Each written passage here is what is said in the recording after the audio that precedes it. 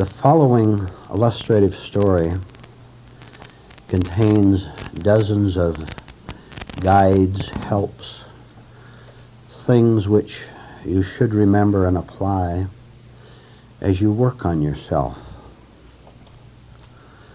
Suppose you're living in a big, brawling, smoggy, confused city with millions of other human beings, and you begin to get tired of the confusion and the defeats and the elations followed by depressions. You simply don't like anymore living that kind of a life for yourself. And you happen to meet perhaps 15 or 20 other people who have the same feeling you do, that it's just too much, it's not worth it. Surely there has to be something better than earning money and getting sex and having lots of friends and being entertained with movies and television and drinking and gambling.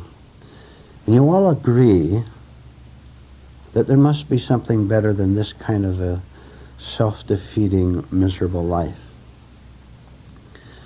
And so you get together at a little meeting and you decide that you're going to try to find something else than what you've had up to this point of your life. And you've heard of a mountain, a tall, magnificent mountain, some distance away from you. And you agree that it would be marvelous to climb to the top of the mountain and establish a little cottage there where the air is pure and the water is pure, a pretty little stream running past the cabin you intend to build. It's quiet and it's away from the insanity of society. So you all agree to band together to reach the top of the mountain. So you all get both your collective equipment to travel together with and also your personal equipment. Begin to get food supplies and water canteens, sleeping bags, whatever you think you need for the trip up the side of the mountain to reach the top of it. So you prepare a good deal. Using your normal everyday intelligence, you get all your supplies together. So on the agreed upon date, you meet and start walking toward the mountain and get to the base of it. And you start climbing up. And the first thing you discover that it's far more difficult than you can imagine. All this equipment on your back, should we go this way or should we go that way? Should we go around the boulder or should we climb over it? So even the first few hundred yards up the side of the mountain is far more difficult than you could have imagined it would be, because you were dreaming about being on top, not giving any concern to the effort, personal and collective, that has to be made to reach the top of the mountain. But worse than that, you discover as part of the party that there's a great deal of conflict and bickering among you. Let's go left. No, I think we should go right. My map says we should go right. Well, mine says left. The other man says, mine says we should go this way. So you're already, all you nice people who are going to reach the top of the mountain are fighting among yourselves as to how to do it, how to reach it. And so in spite of the quarreling and the hatreds and antagonisms which you have in you and they have toward you and toward everyone else, you figure you might as well band together, because after all you've embarked into an unknown land which you don't know, and there are strange animals on the side of the mountain, and there's the absence of the familiar sights of the TV aerials and the cars and all the crowds of people. So for self-preservation alone, not because you love each other, but because you want to cling to someone else, you decide to continue the upward journey together. So you continue to climb, making small little progress, still continuing to fight among each other. and still very, very much burdened not only with the equipment on your back, but the internal equipment of your own particular ideas about where you're going, what it's going to be like up there. And if everyone would just let you be in charge, everything would go fine, and everybody says that. And so you secretly hate the man in back of you or the man in front of you. So after perhaps a long while of climbing, you stop at a place to rest for the night, and the usual clamoring disputes take place until all of you become so exhausted you fall asleep.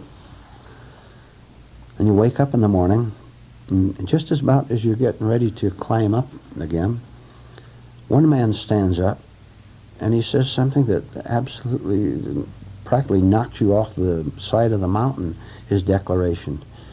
He stands up and he says, "Gentlemen, I have reached the top of the mountain. I am there now. Those of you who wish to settle down with me, we'll build our cabin right here. And not only that, we'll establish a little school, a religious school, and we'll teach others how to climb and find this mountaintop that I have now personally found." And you begin to ask him, "Well, dear sir, if you just look a little bit, you'll see that you're not on top of the mountain at all, but on a very, very low level, which you are calling the top of the mountain." And he argues with you, and you see there's no point at all in trying to talk with him. So you and the others leave the madman, which he is, behind. Oh, one or two stick with him. Those who are on his level of sickness stick with him and stay there, and they start their own little church and give it a fancy name, Church of the Mountaintop or whatever. And they settle down to spread lies to the valley below. But the rest of you continue on up, continuing to fight and quarrel, and you find some surprising things. You find out that what you called the people that you thought were your best friends, you caught your best friend making a secret signal, get him signal, to a third party, and all of a sudden you realize that the two of them were in cahoots against you. And you didn't realize that, but you happened to catch that little offhand glance, get him. You thought he was your friend. So already you're getting disturbed at the kind of a company you're with, not suspecting, of course, that it's your own mental company that you're concerned about and worried over. You think it's them because you're projecting outwardly your own confusions. So you continue to climb again. And it gets more difficult, more difficult. And finally, the same thing happens again at a second point up the side of the mountain. This time it's a woman. This is mixed company climbing up, you understand? This time it's a woman who stands up, and she says, "Gentlemen, ladies and gentlemen, I have reached the top of the mountain." Now that deluded man below us was going to start a religious organization. I'm smarter. Being at the top of the mountain, I'm going to start a political group. Committee for the Salvation of the World. No, not salvation. Committee for the Freedom of the World. That's going to be the name of it. And those of you who'd like to join me in bringing sanity back to the world, please join me, and we'll set up our big, not a cabin this time. He's already changed his mind. He wants a big, magnificent hall with gold gilt over the doorways you come in and all that. So she has a political organization that's going to save the world, and again, a few people stay with her. The rest of you continue to climb. This happens several more times. At a little higher level, someone else breaks off and says, "I'm at the top of the mountain. I'm going to start my social organization, my friendship group," or whatever. And all the time, your fear is growing, isn't it? Isn't it?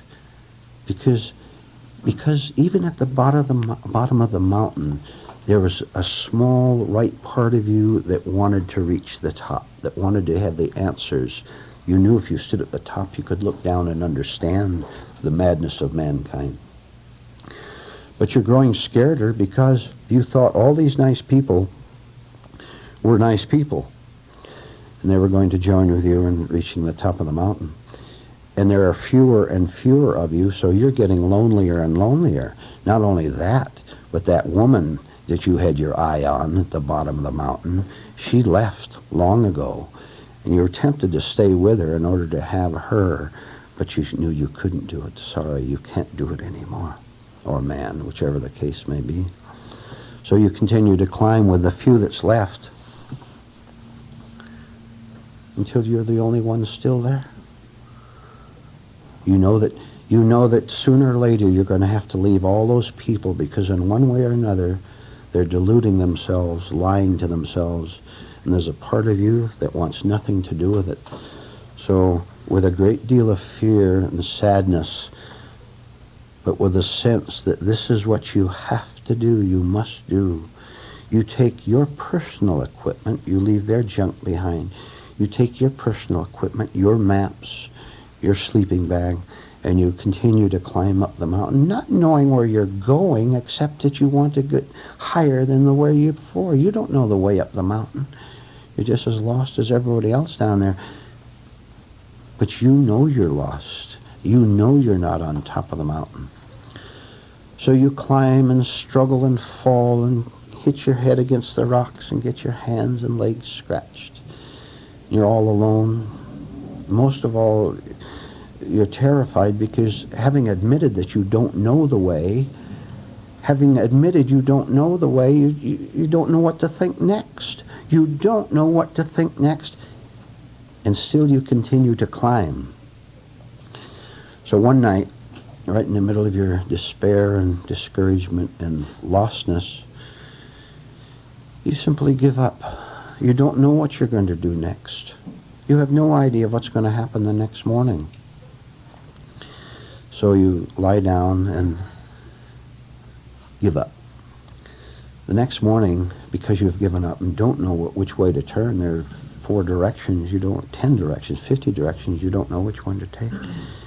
In your defeat, just sitting on the ground there, no longer referring to the maps you brought with you, no longer referring to the books that told you about this mountain, no longer referring to anything that you started with, that you had collected. In that minute, there's a period of silence where you're not looking for the answer from your past, from the bottom of the mountain at all. You suddenly see something that you've never seen before, that you didn't know existed before. Right above you, just a short distance, there's an arrow. There's an arrow on a sign that's pointing in a certain direction. And which is very baffling, because you've never seen such a simple sign before, but you don't know who put it there. This is the wilderness. What's a sign like that doing out in the wilderness? Your mind can't figure it out. But you know it's right. You know that your way was wrong. You know it's wrong, so you sense the rightness of that sign. So you climb up to it, and you follow its directions as far as it goes. And maintaining your hopelessness, maintaining your lack of inner direction, maintaining that all the time, you see a second arrow and a third one and a fourth one.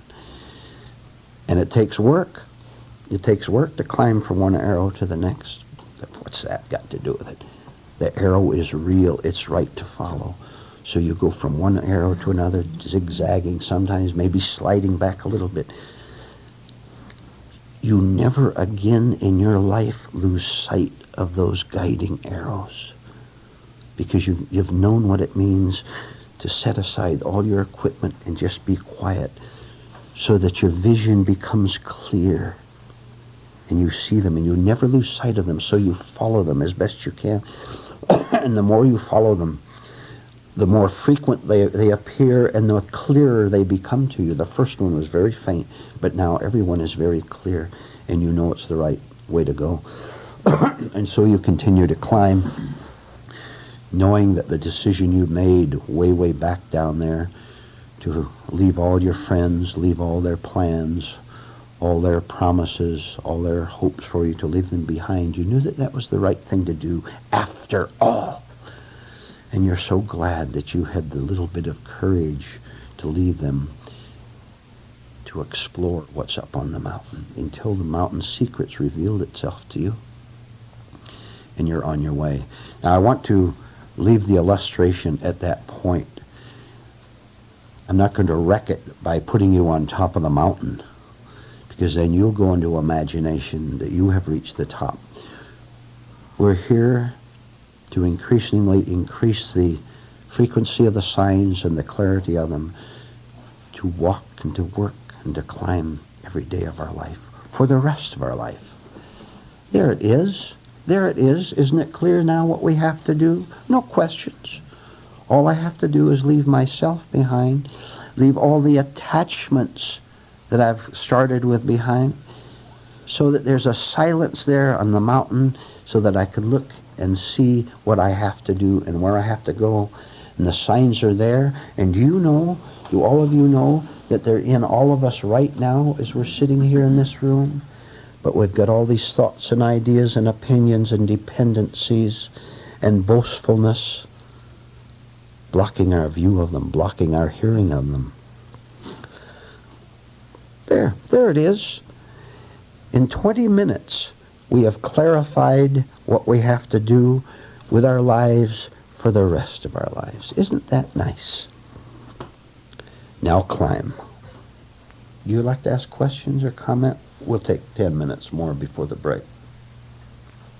It's marvelous to see that we can't even walk through the door when we're told to do it. Correct. That's leaving the unconscious vanity. Then I can surely do a little project like that. We're leaving behind the vanity that we can do something, right? So we've left that down on the mountain and proceeded without the vanity. Isn't that scary, to proceed up the mountain without our conceit? Remember how many times we've said, if you know where you're going, you don't. If your intellect tells you where you're going, you're a self-deceived human being. And if you don't start the little group, you understand these are figures of speech as well as actual. If you don't start your own little nutty study group, you will get all by yourself. You'll isolate yourself and have your own little study group in which you are teaching yourself all day long. And can you imagine what kind of advice you're going to give to yourself? Jim.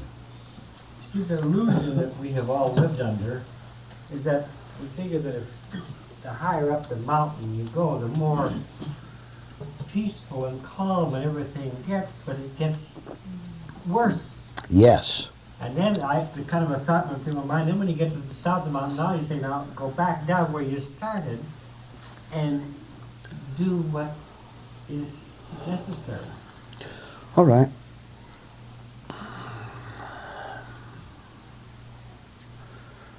What are you clinging to that's keeping you way down at the plateau, the lower levels of the mountain?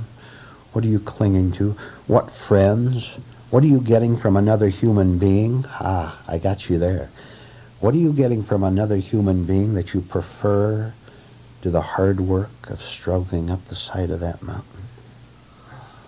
That doesn't mean you have to give up someone physically necessarily. It means you give up your attachment to them that is giving you a certain delusion that you have at last found happiness and security and contentment. You can give up the world right now, right at this instant, without leaving your chair. It doesn't mean to leave the world physically necessarily. It may or may not, depending on other factors. And you know what?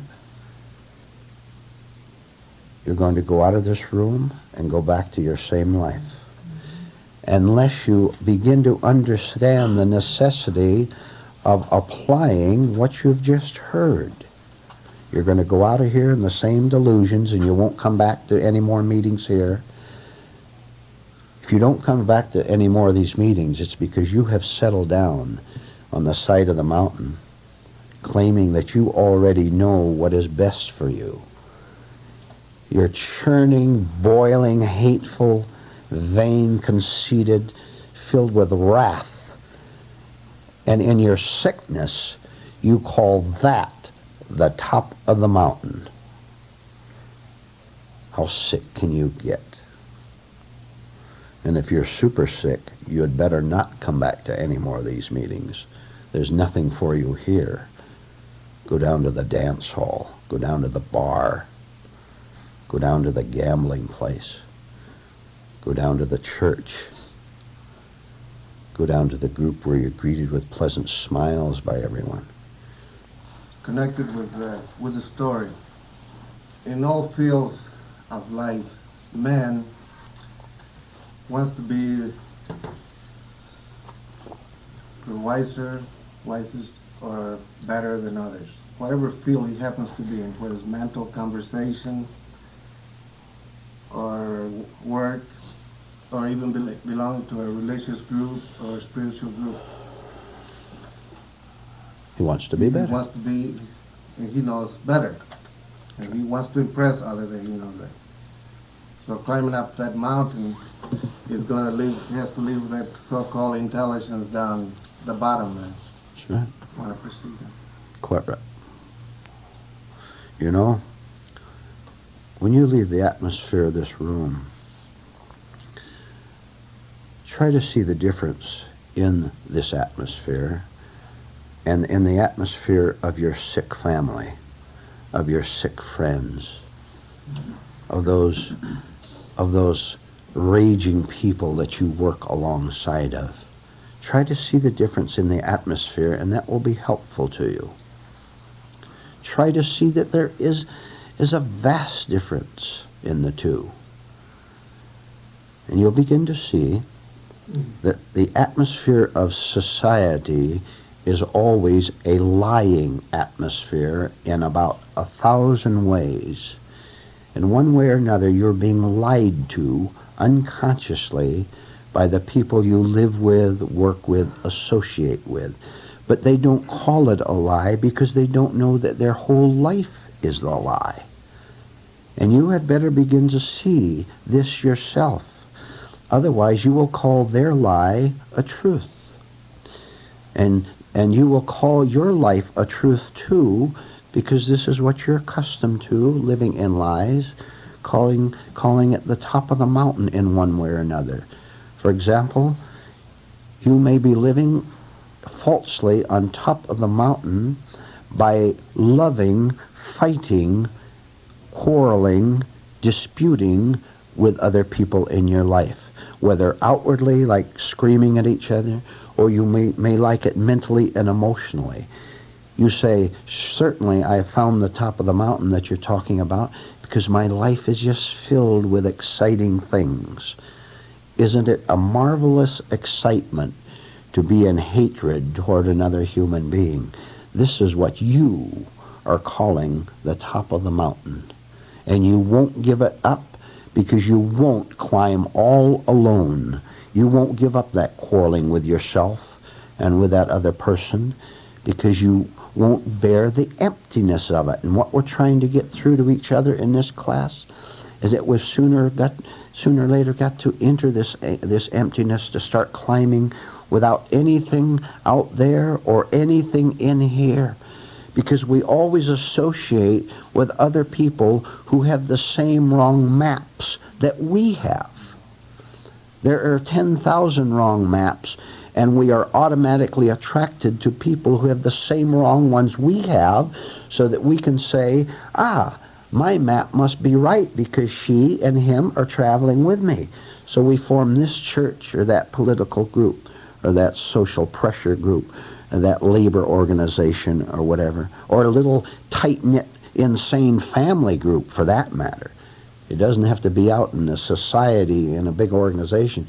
It could be your tight little family group in which you all drive each other nuts with your wrong maps. But you all have the same wrong map of saying to yourself, we all like each other. Let's cling to each other very closely against that fierce world out there. You are the fierce one if you belong to a fierce family group. And you'll die raging.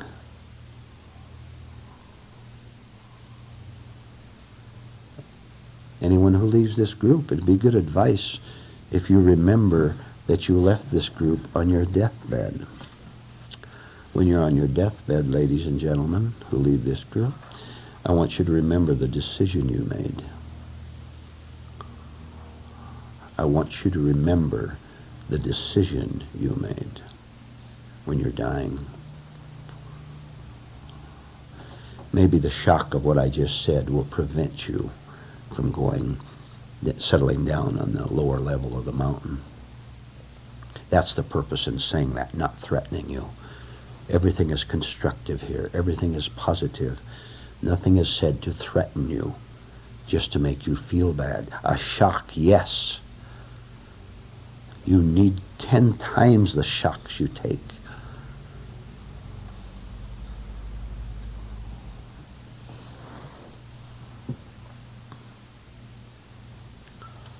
You and your sick moral standards, which you hate. You always hate your moral standards, you know. You wish you didn't have to have them. But who would you be without them? Who would you be if you weren't a member of this political or religious or social group? Who would you be if you weren't a member of this group to help a suffering world? That's your moral standard. You belong to this group which is helping a confused and suffering world. You belong to the mental health clinic, helping people whose minds don't work rightly. Have you ever looked at your own sick mind, dear lady chairman or lady chairwoman of the mental health clinic? You're raging mad, and you sit with dignity behind that desk and tell other people how to manage their lives better. And you're in raging hatred because you didn't get the $1 an hour raise you demanded a month ago at the meeting. God help humanity. Nothing else will. How many of you feel threatened and under attack vaguely, generally? Everybody raise their hand. Everybody raise your hand. Don't lie. Now write down a sentence. I am living in falsehood if I feel threatened or under attack. I am living in falsehood if I feel threatened or under attack by anything or anyone. By anything or anyone.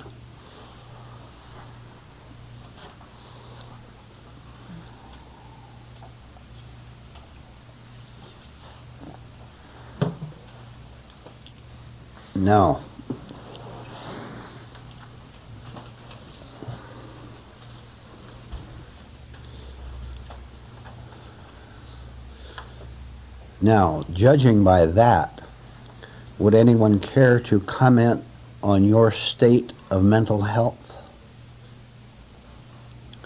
Chuck.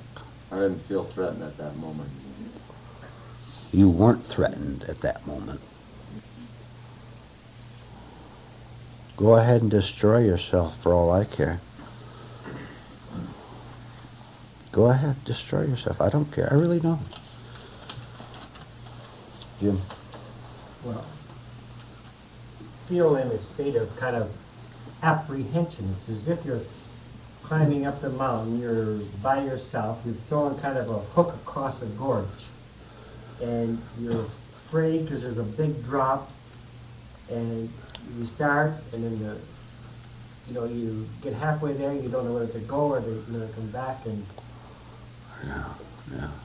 If we could understand something about that, what Jim just said, if we could begin to understand that an awareness of our enormous fear and conflict is progress up the mountain. In other words, and this is not just a cliche or a fancy phrase, we've got to stop being afraid of our fear. Stop being afraid of our fear. Instead, try to understand why it exists in us. And it's been explained to us many, many times in this class. We're afraid because we fear the loss of our falsehood. We fear the loss of our falsehood, which has been our whole life up until now. So we're afraid, if truth takes away our falsehood, that we will die. And that's our whole purpose here, to die to our falsehood. But you don't want to do this because you demand the guarantee of what's going to replace it. And you don't understand what I just said because you first place, some of you may not have heard it before, and also you're just not able to comprehend the fact that you demand a guarantee. No guarantees. It's the false self, it's the artificial entity that demands a guarantee in order to perpetuate its tyranny over you. And that itself is a great clue for you to begin to understand. That you are demanding security in order to keep your misery intact. You demand that you be able to maintain your misery while finding truth. Now, what kind of a ridiculous statement and state is that? Ellen, I think, and then Dorothy. It takes such an insignificant event to threaten the vanity or the ego. The smallest thing will threaten the vanity. Correct. The smallest thing. Dorothy.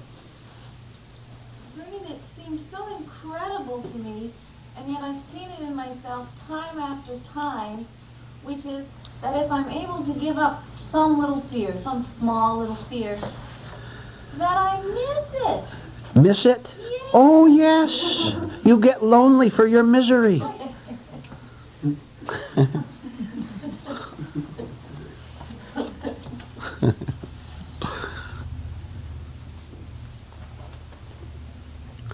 Excuse me, where do I see a hand? Where, Jim? New thought, oh, I don't know. Well, up or down, one of the two. Yeah, up, go. In December, Now, excuse me, please. Please. Make all questions short, clear, to the point. Don't give a speech, don't ramble. If you can't give a short, clear statement or question, don't talk. Go. okay. The question is, if you're feeling threatened, it's because you are trying to impose your will on someone else. Quite right. Very good. It's so rare that we see our state, but when you told us to go through the door and we forget, we don't see our state afterward, at the time, but afterwards we see what prevented us from remembering ourselves. Which was? Which was my thoughts, which involved possibly other people, but it's centered around me to prevent me from remembering myself. Okay. You will do it again when you leave the room and leave them through that doorway the next time you go through it. When you leave the house after the meeting, you will remember yourself walking through the doorway.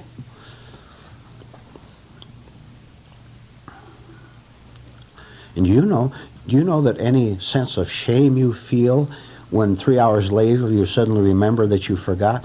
Do you know that that shame is wrong, isn't it? Yeah. Isn't that shame judgmental? Saying, oh, I'm stupid.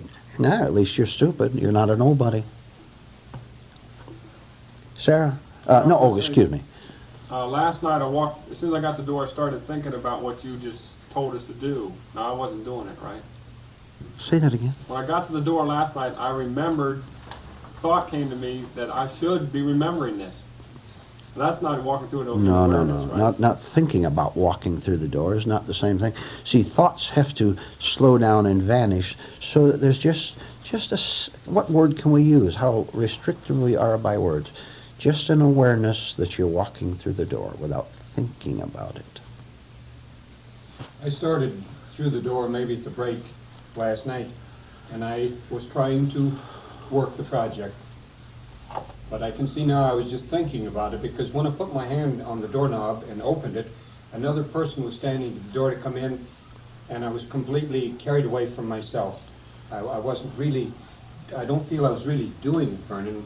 I was thinking hard about doing it. All right, Rudy?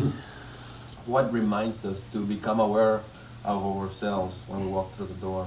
What reminds us, as your thoughts begin to less and less dominate you, so that you only think when necessary, so that you're not in unnecessary thought, as Sally pointed out, what prevented us from being aware of ourselves as we was walking through the door? Well, you're thinking that you're going to have that spare rib snack when you get home. Or you think of something that happened to you in this room. You're thinking about any old distraction will do to prevent you from having to climb up that little short stretch of mountain which that represents all by yourself. See, you have to leave yourself behind when you're aware of yourself. You have to leave the spare ribs behind. So, okay, when you're remembering yourself walking through the door, then try to remember yourself when you're eating. Try to remember yourself when you're taking a shower. And then when you see that you can't remember yourself, that's progress. And even if you do it mechanically at the beginning, it don't matter, because pretty soon it'll happen. Just remember yourself. If you can't remember yourself, observe yourself. I'm not even going to touch this. Thank you, Chuck. When you ask the question, what is your state right now? When you ask the question, what is your state right now? Should you think or should you feel your state? Feel is okay. Feel is better than think. Sense it. The whole sensing of it, instead of real, nervous thought. No. All right, do something now. Change your physical position and sit back with your hands loose and jaw relaxed. Here's an exercise out in the world. Try to bear the wrong attention of other people, which can include many things. Them staring at you, them nagging you, them demanding something from you. Try to bear consciously the wrong attention, useless attention of other people toward you. You might even be annoyed by a little child demanding your attention, as children must do because they don't know any better. Can't you simply watch what's happening to you when that little child is demanding that you look at his new toy dog or whatever? And you want to be thinking about something more important than his toy dog? Or your wife's demanding your attention, your husband demanding your attention. Can't you see what's going on inside of you at the same time that that other person is making demands on you? Instead of unconsciously resenting and resisting it. Did you have your hand up? The silence in the waits last night, when you would give a person a word, are a new kind of, it's a new kind of silence and waiting. Yes, if you're determined not to let mechanical thought take you over, for example. Yes, all right. That's a good phrase, new kind of silence. Whenever we settle down at a lower level on the mountain, we always, among other negative features, have a sense of shame. Now that sense of shame must be studied. For example, there's a very, very dim little voice inside of all of us that tells us that we're lying. That if I'm going to start this political or religious group that's going to help mankind, there's always a little tiny voice in there that tells me I'm lying. And that will create the shame. Now the shame, while the shame in itself is a message, it's also wrong because it's a part of our whole lying system. So try to watch where you feel ashamed of yourself, and instead of identifying with the shame, simply understand why it's there. That's one example of using shame constructively instead of enjoying it. You can directly tell people in the right circumstance, don't you go around doing this, by the way. You have to do it in the right time, the right way, the right place. You can tell a person who is mad, who's insane, who's hurting others, You can tell them you ought to be ashamed of yourself for what you're doing to yourself and others. You ought to be ashamed of yourself, and they won't hear you at all. Because they haven't done what we're talking about. They haven't studied their shame. They will just feel bad about it, and they will feel guilty, and they will feel ashamed. But if they're too far gone, if they're too hardened, they can't hear you and then use that the way it could be used. If someone ever tells you you ought to be ashamed of yourself, you watch your reactions at that minute, and you'll be able to use it for something good in you instead of hating them, or instead of insisting that you're on top of the mountain and that you could say the same thing back to the person who said that to you equally.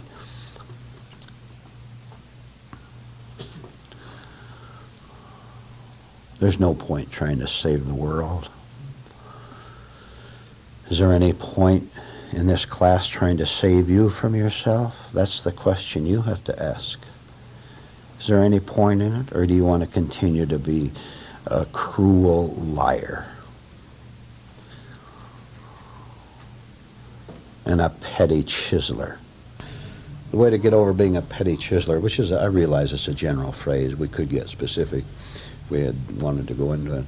Simple way to get over being a petty chiseler is to start relying on yourself. Don't ask other people to do things for you, except obviously where it's necessary. If your car breaks down, you need the mechanic.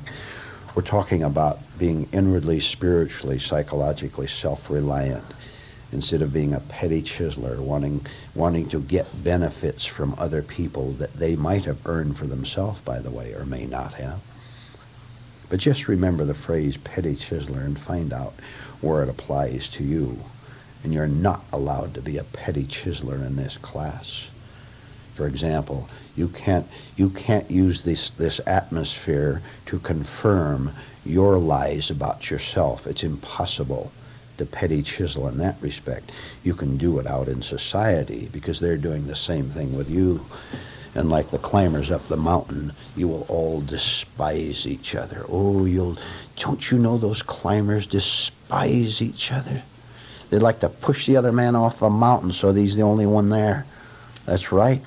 And it happens all the time.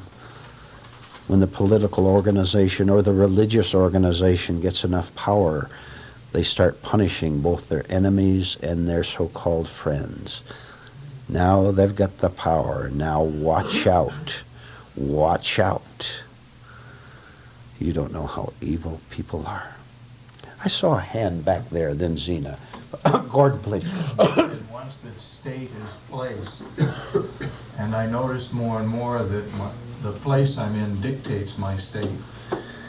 Okay, you can say it that way, but you understand your state dictates your state. Really. I mean, you understand that there's only one atmosphere. There are not two atmospheres. There's only one atmosphere no matter where you go, and that atmosphere is your inner one.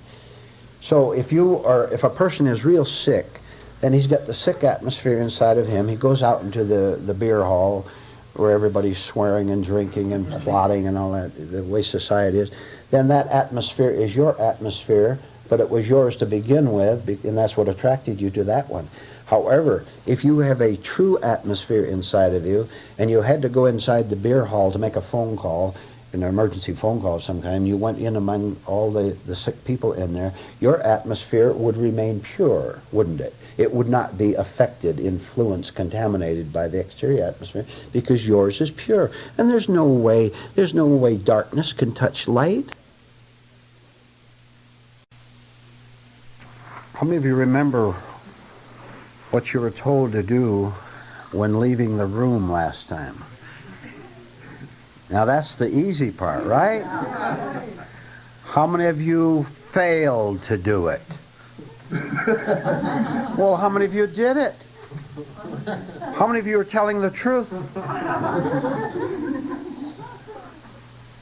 How many of you know what the truth is? Good, Sally.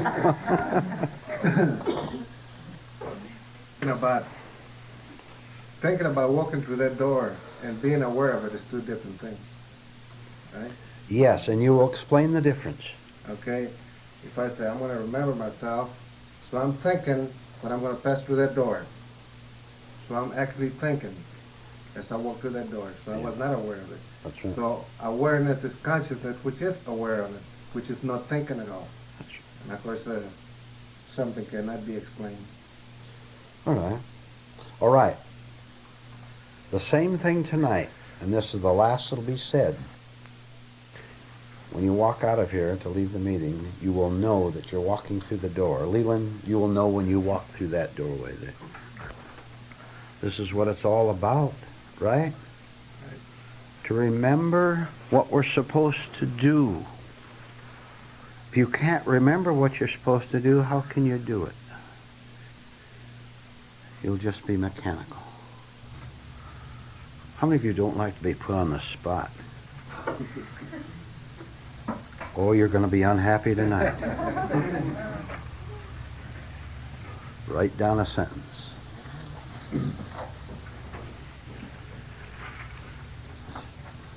Pain, now start with the word strain. Strain and pain are caused by trying to prove that wrong is right. Strain and pain are caused by trying to prove that wrong is right.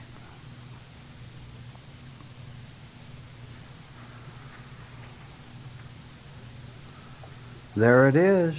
There's your great lesson for tonight. Now all you have to do is go out of here tonight and live it, right?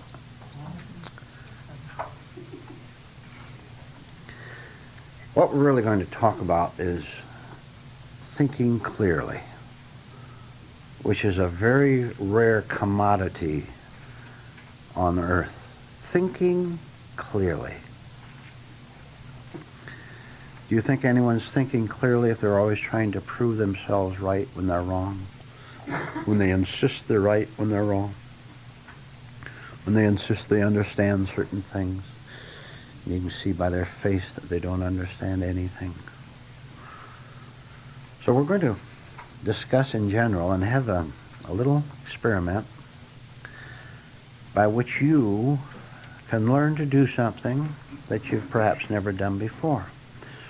So to introduce that part of it, write down 2 more sentences. I don't learn by doing what I always do. I don't learn by doing what I always do. I learn by trying to do what I can't do. I learn by trying to do what I can't do. Let me start way, way back.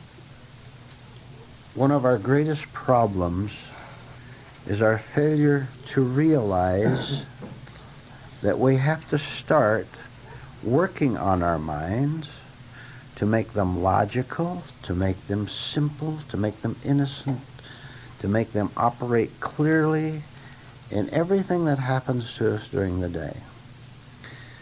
Now, you have sat here in these classes and you've seen dozens of obstacles to clear thinking, and yet you continue to permit them in your life because you would rather drone on verbally, mentally, the way you've always droned on.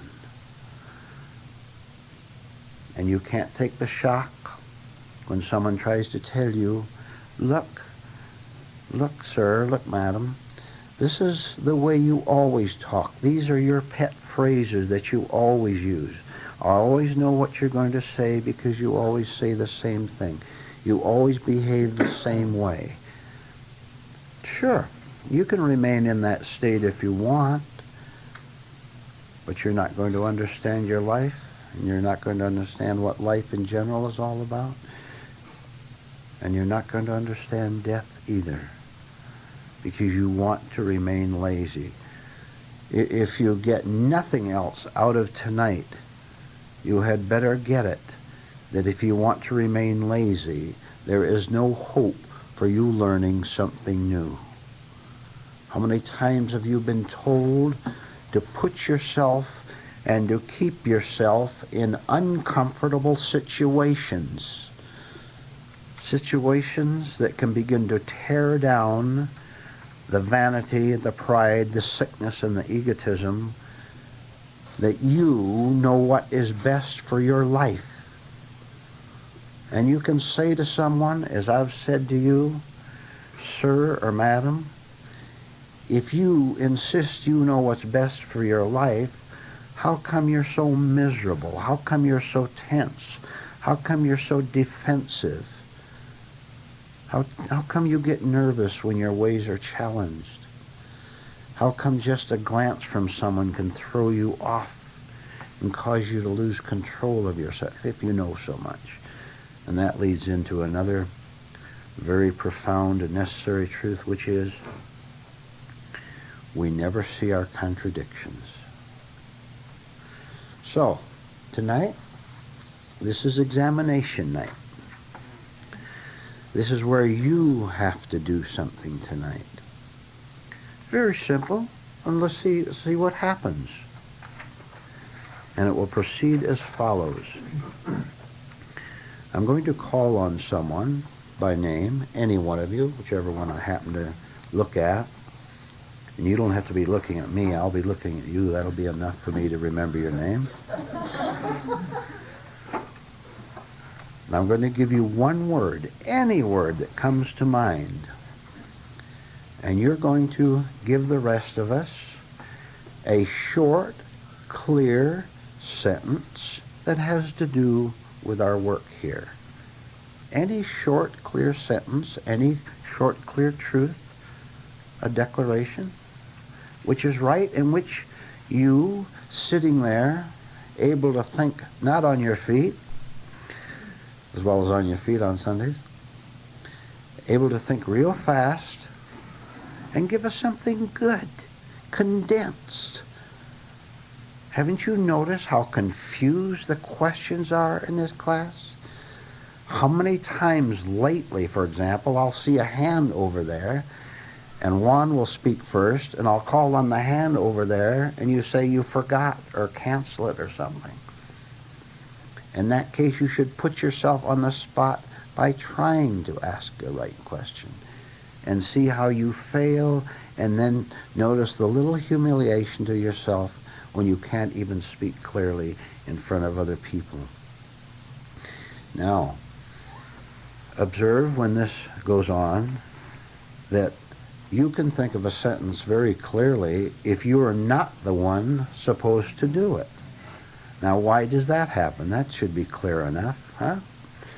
All of a sudden, you are on the spot. This is why you have failed up to this point in growth. You won't put yourself on the spot. You're playing it safe. You're sitting back and letting the teacher give you a talk in these classes. Nice and comfortable with friends here. Forget all that. Try to make yourself as uncomfortable as possible psychologically without resisting it. Much of it is hidden inside. Sometimes I can see it from up here. Sometimes it's very visible on the exterior. Can't you see how uncomfortable you are? And can't you see that it's this discomfort, which is self-centeredness, which is preventing you from sitting back and hearing the word which will start your sentence and thinking clearly, because there's nothing interfering with your mind, thinking clearly and just giving us a nice, short, clear, helpful sentence. The purpose of this, of course, is for you to watch yourself when you're called upon, and watch how nervous you get, how you fumble, and how you wish you were absolutely brilliant with words, partly so you'd be admired by everyone who heard you. Instead, you find out that you're fumbly. That's not the problem, that you're fumbly. You can live with that. It's that other people find out what you've been hiding from them. Right? We all want to look good, don't we? Are any of you as good out inwardly as you try to appear to be outwardly? Nice, pretty smiles. You are ravening wolves. And one reason I know that is because I know you're dependent. Ravening wolves are always dependent and vice versa. Oh, you're okay in the class. You've got friends around you. The object of these classes, the object of the truth, is to enable you to live completely independent spiritually, not socially. We need each other socially. To enable you to walk all alone through life, meeting 100,000 people a year maybe in your business or social life, but to be completely spiritually alone, because you're not separated from the source of your strength, which is truth, which is God. So this little exercise that we're about to begin now will help you to see your inadequacy, maybe cause you a little bit of humiliation, a little bit of shock. See how fumbly you are, and out of that can grow more mental clarity. Zena, give us a sentence that starts with the word modesty.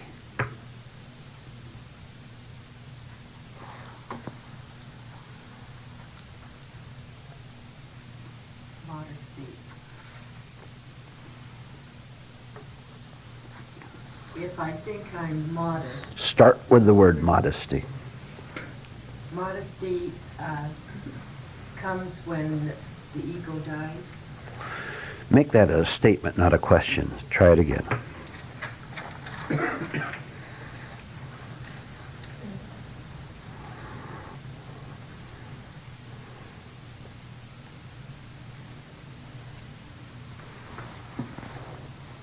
Modesty is a result when there's when self-reference is no more. Okay. Mark, frustration.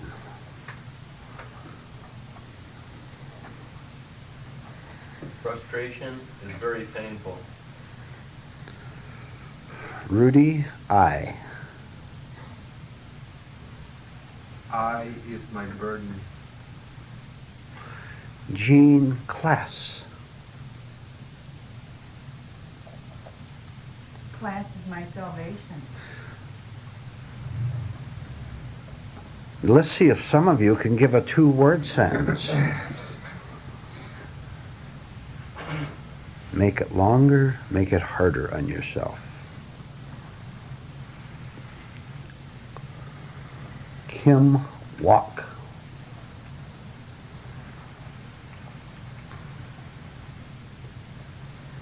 Walk in self-awareness to see who I really am. Okay. Sarah, peace. Peace comes when Sarah is no longer alone, psychologically. All right.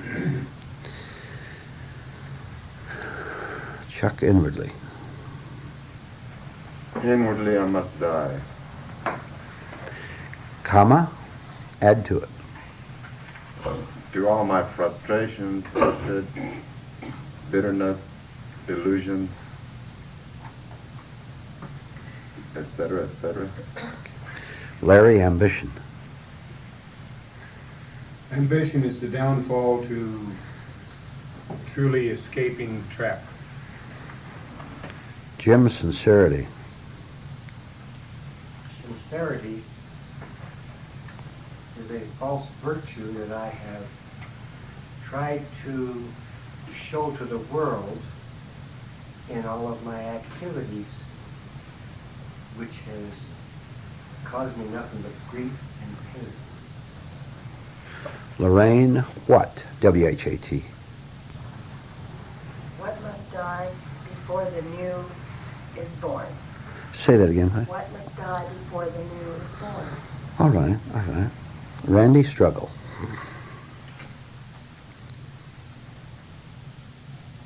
struggle instead of caving in as I do all the time. What? Struggle with the devils in myself instead of caving in and saying yes to them. That's not a complete sentence.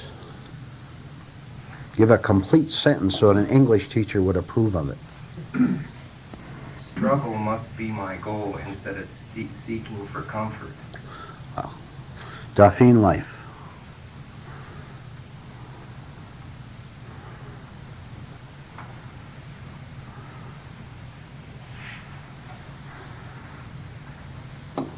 Life has never answered my prayers, so I must start examining what I'm praying for. Wasn't that good? Dwight, my. Just my. My, M-Y.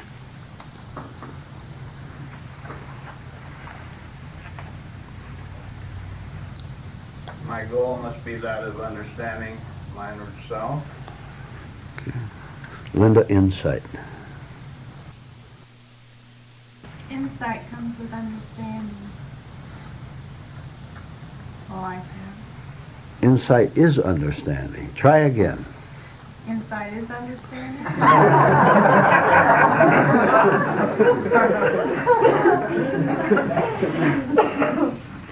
Go. Insight into my more negative parts has come with this teaching. Yes. Sally, effort.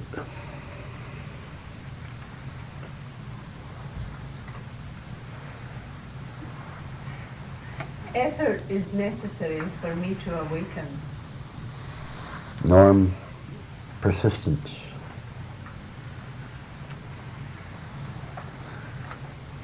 Persistence in the work is necessary to overcome my laziness. Tom, foolishness.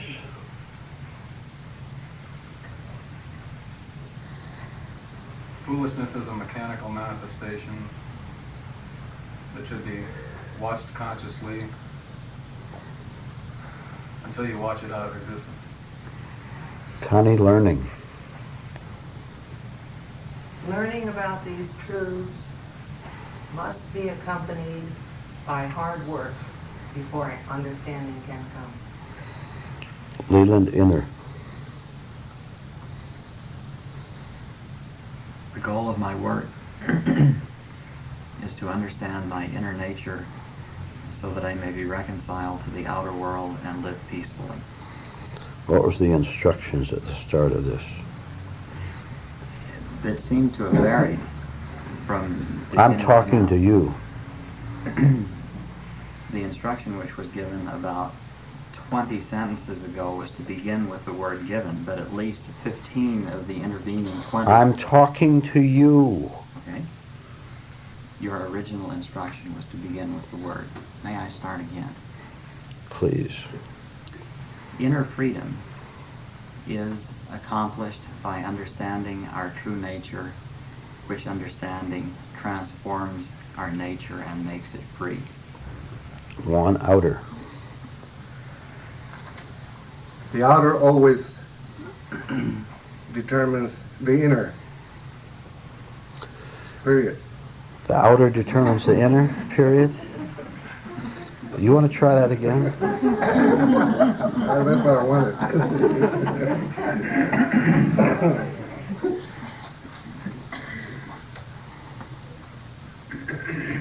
Outer conflicts is nothing but what we are inwardly. All right. The inner and the outer are the same, are they?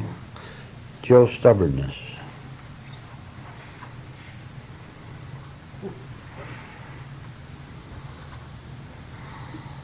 Stubbornness to live my life the way I think it should be is one of the biggest stumbling blocks in this work. Dottie, laziness. Laziness is part of the false personality which refuses to work. Was that a good sentence? I didn't hear it. It was a good sentence, Dorothy. Dorothy, artificiality. Artificiality is the standard of a world which has nothing to do with inner truth. Joan, books. Books can start the journey, but only lead us to the door of freedom. All right. Who hasn't been called on? My memory isn't that good. Alicia, exploration. Exploration is what I will do in these classes to find out if it's the real truth. Wishfulness. Wishfulness is no substitute for a yearning for freedom. Wasn't that good? Fred, wandering. Wondering about my life will never really get me anywhere. Wandering was the word. Oh, wandering? Wandering. Wandering and false distractions will prevent me from doing inner work. Mm-hmm. Who hasn't again? Mental. Stanley, mental. Mental awareness is vital to life. Okay. Spiritual rod.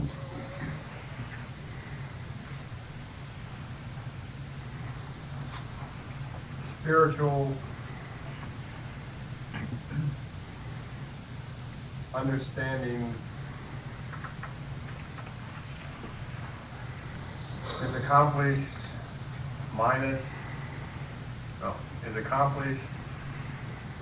by not using my familiar methods. Hand. Devils, Frank. Devils are all of the negativities in my mind. Hand. Watchfulness. Here, yes. Watchfulness. Helps us grow. What? Helps us grow. Helps us grow. All right. Gordon, pay. P-A-Y. Pay the price and get the reward. Hand. Useful. Useful.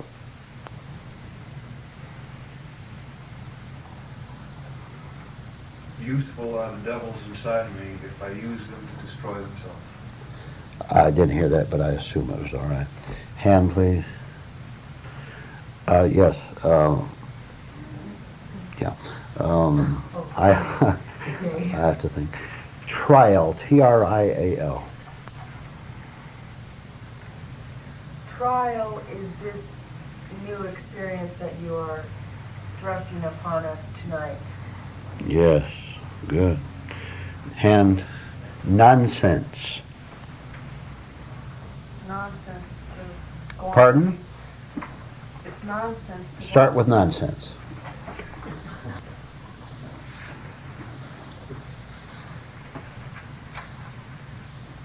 Nonsense is to go on living the way I have been. All right. Who, please? Path. P-A-T-H.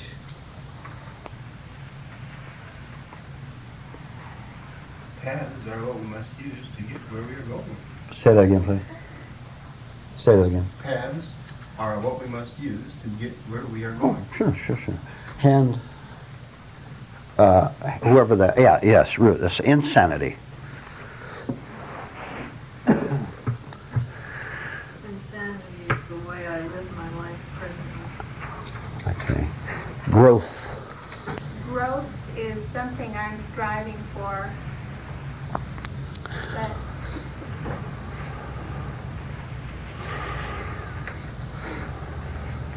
I find it hard to follow. Okay. Hand. Or we've covered everybody. Well, how do you grade yourself? Shall I get out the red ink? Yes, Tom. We all flunked if we were nervous. Say that again. We all flunked if we were nervous. Yes. Why? Were you nervous, Dorothy? Yes, but why think you flunk if you're nervous? We're supposed to see our nervousness. What? I don't understand. I'm sorry, I don't understand you. What? Why should we flunk if we're nervous? Isn't the point to see our nervousness? Yes, but flunking is nervousness in itself. Nervousness is flunking in itself. Now you know how nervous you are, right? Yes. Isn't that good? Yes, so it's not flunking.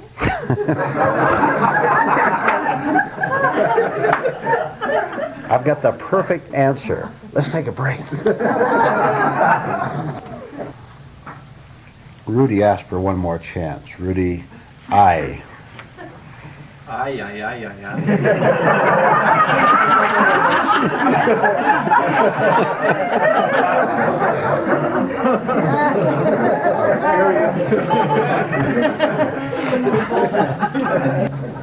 What would you like to talk about?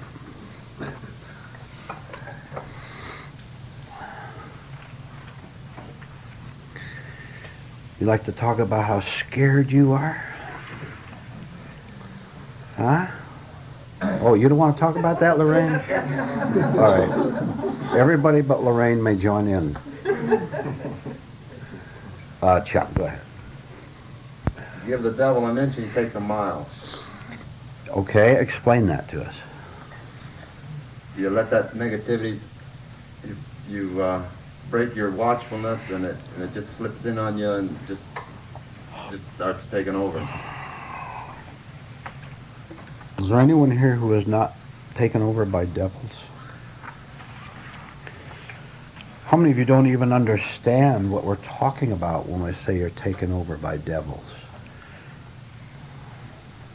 All the rest of us do.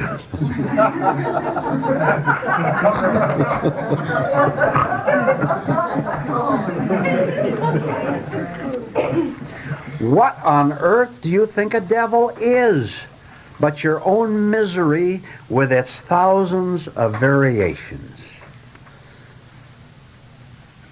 When Lorraine didn't want to talk about her fears, that's a form of the devil. The devil doesn't want you to look at him.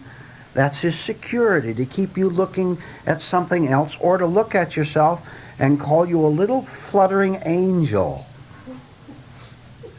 Any fluttering angels in the room? Jim.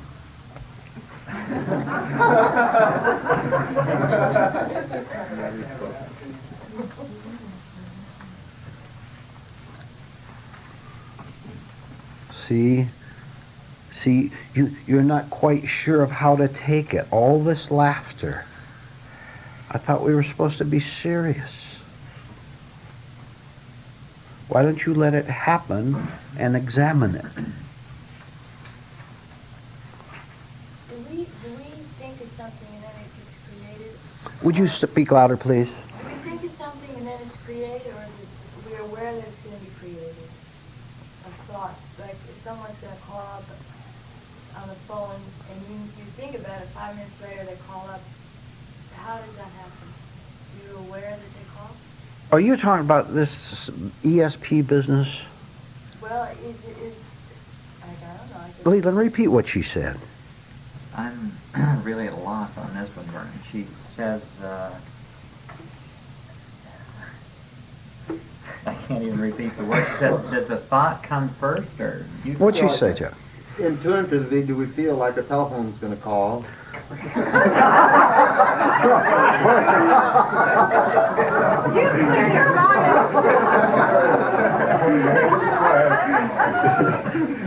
You know what I mean. No, I don't, Chuck.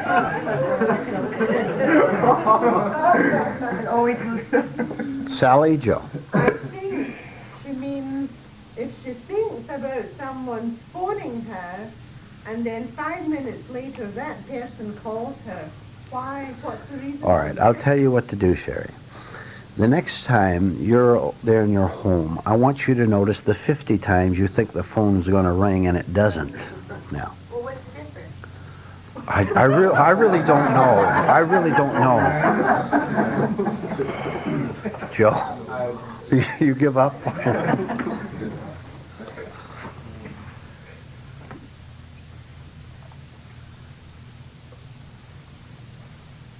when we come here, we can neither be serious nor cheerful.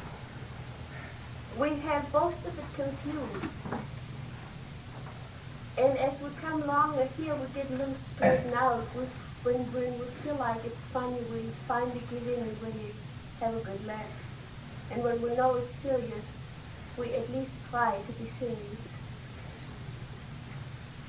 Do you know when you're really cheerful? When there's no particular expression on your face of cheer, nothing cheerful to think about. You're really cheerful when you have nothing cheerful to think about that changes the expression on your face. When you're not elated. Right? I'm waiting for some kind of an intelligent reaction.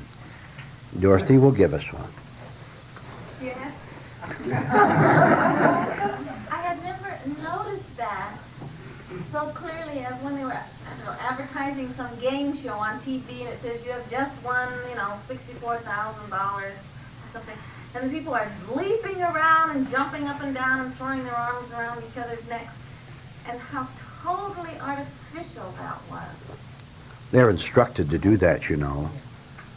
You notice all those even the guests, the famous guests, they're not, if they just sit there and make a little modest reaction, that isn't going to make the game interesting. They have to Google or something, just throw their arms around. A cheerful state must exist as you described it, because if we were elated, we would be headed for depression in the immediate future. And being in a state of cheer, which implies a sort of neutrality, we would be in a clearer, more aware state. All right, write it down. I'm cheerful when I have nothing to be cheerful about. I'm cheerful when I have nothing to be cheerful about. What you are cheerful about is your distraction, isn't it? This is your hope, isn't it? This is something you're looking forward to. This is time. Truth is cheerful without thought, without a cause, without a motive. And it is always right now. Right now. Joe, did you have a hand up? Yeah, during my day, I think I stop what I'm doing and become aware that I'm there. Yet, I see how difficult it is to just accept that as being cheerful. It seems like I'm so conditioned to want something to give me a shot or a lift. Yes. And when I see this, when I say, here I am, or I stop, it doesn't seem like that is peace to me, or cheerfulness, or... Talking to yourself can never do anything but increase your depression. It is talking to yourself that perpetuates depression. If you would stop talking, there couldn't be depression. Depression is always on the level of the verbal, of the speaking, of the thinking, of the planning, of the hoping, of the trying. Or haven't we been trying to be happy all our lives? Haven't we flopped miserably? Yes. Why don't you stop trying to be happy? There's no one there to be happy. The absence of you is happiness. But you don't want that. We don't want that. I want to be me who is miserable, me who wants to demand his rights. I want to be me who knows more than you do. I want to be me who can secretly plot to take over the world, or at least that small little part of it that I think I can. I want to be recognized. I want you to notice me.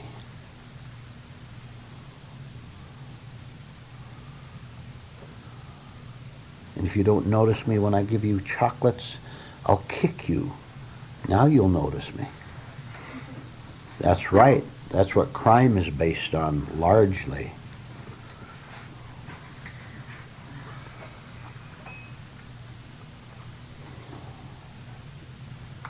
We're in open discussion. Questions or comments? Yes, please.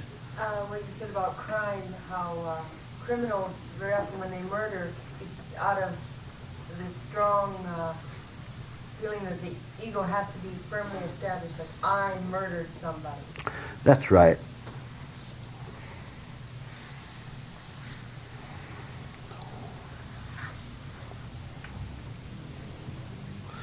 Do you know that in advanced spiritual understanding, there are no murderers, right?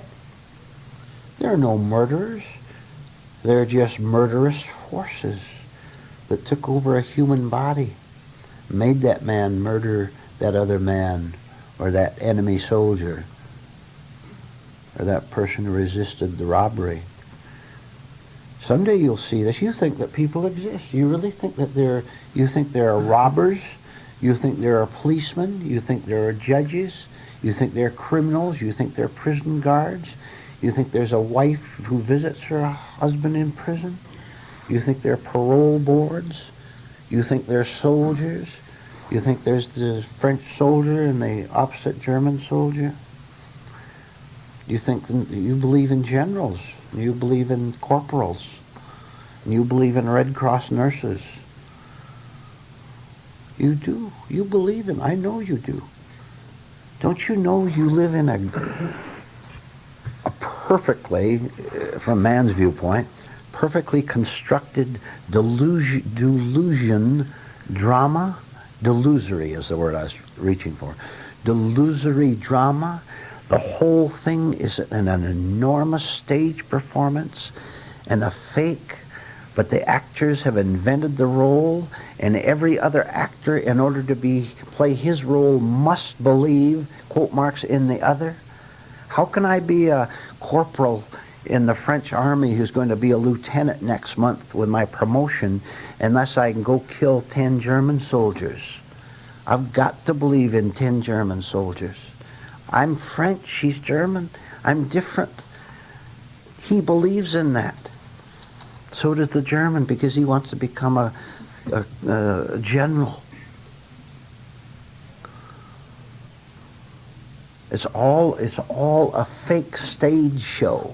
And there's no people taking part in it at all.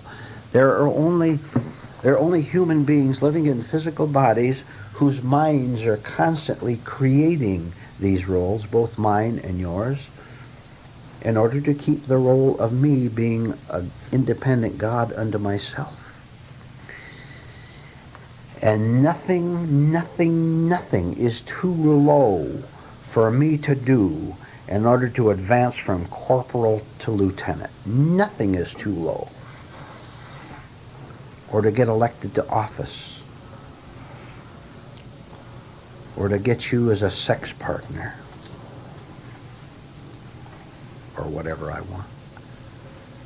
You don't know this. You don't know it. I'll tell you. How about right in this room? Is there something too low? There's nothing too low for some of you to do. Parts of you to do.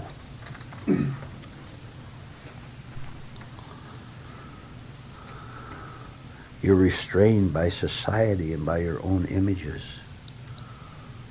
You would you rather be the conquering soldier instead of the defeated soldier as you now are?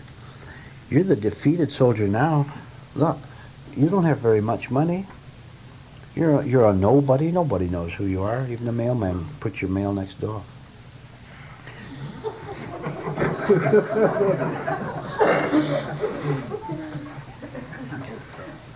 You're defeated. Wouldn't you rather be the man whose name is in the paper and who gets this enormous salary and all these benefits?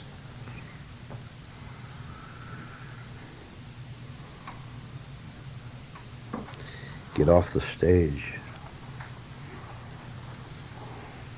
There's no way to get through to people. Give up. Give up. Give up trying to do a thing with them. Give up trying to believe in their decency. There is none. There's barely an ounce in ourselves. Joe, you had your hand up.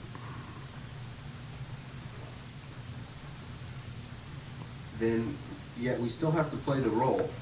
We still have to, in order to survive or live, we still have to be, for instance, if I have to make money, I work in a hardware store, I am labeled a hardware store clerk. All right, write down a sentence. When I play the role consciously, it isn't a role. When I play the role consciously, it isn't a role for me. Add for me.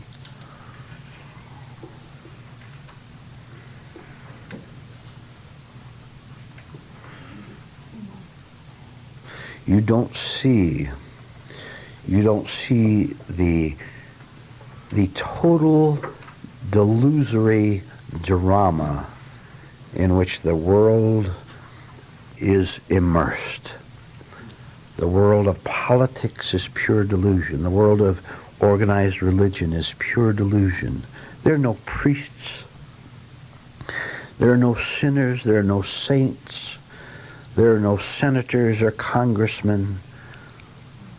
All these are invented by us because we're scared. We're scared to be who we really are.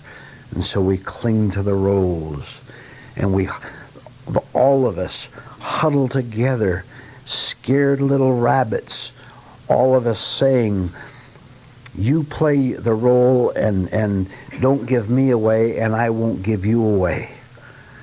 Do you want to see the devil arise in a human being? I'll tell you how to see a devil with flashing eyes and ready to throw you off the cliff. You find out where this person's role is the strongest, one strong role I should say. You find out where it is and you expose that, and you'll be the victim of his murderous attack because you're challenging his, quote, life. He has a right to kill anyone who threatens his life. You tell that widow at the funeral who's crying and having the time of her life, weeping over that poor husband she nagged to death in the first place. You tell her to get off the stage and you'd better have your motorcycle ready.